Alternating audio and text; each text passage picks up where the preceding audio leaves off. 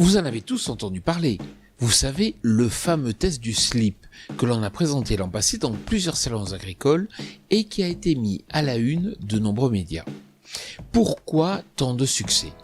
Est-ce un marqueur fiable de la fertilité d'un sol ou seulement un indicateur très grossier montrant surtout que l'on s'intéresse à nouveau à la vie microbienne des sols?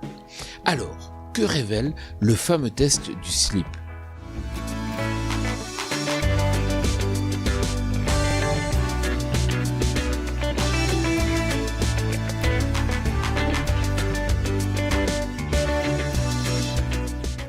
Cette semaine, on retrouve Fabien Tarascon. Ce viticulteur du Sud-Ouest nous a expliqué la semaine dernière pourquoi il implantait des féveroles entre ses rangs de vignes. Cette fois-ci, il nous explique pourquoi, lui aussi, il enterre un slip dans ses parcelles. Mais quelle en est la finalité?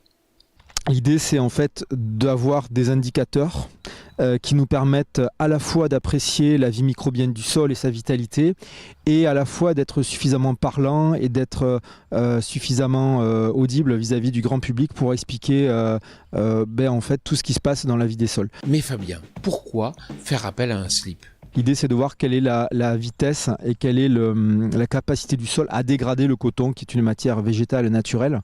D'où l'intérêt de ne pas avoir de slip traité, et ni de slip synthétique. Et pourquoi le slip? Parce que tout simplement, une fois que le sol a dégradé et la vie microbienne du sol a dégradé le coton, théoriquement, il ne reste plus que l'élastique.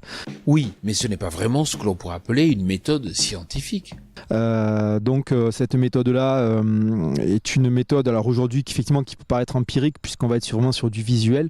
Ceci dit, elle est historiquement ancienne et utilisée aux États-Unis, et elle a donné lieu à des indicateurs, des mesures de vitesse de dégradation, etc.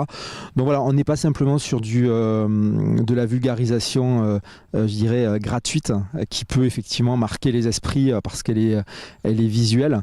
Derrière, il y a vraiment des fondements agronomiques, et tout un chacun peut essayer dans son potager d'ailleurs de voir quelle est et où en est la vitalité de son sol. Si je comprends bien, il s'agit d'un indicateur assez grossier, mais qui révèle quand même une dynamique de vie dans le sol et qui a comme principal avantage d'être un moyen de communication efficace.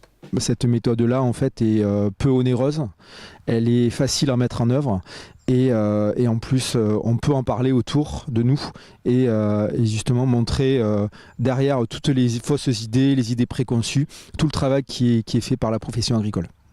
Merci Fabien pour ces explications. Quant à moi, je vous retrouve la semaine prochaine sur TV Agri pour un nouveau regard porté sur l'agroécologie. Bonne semaine.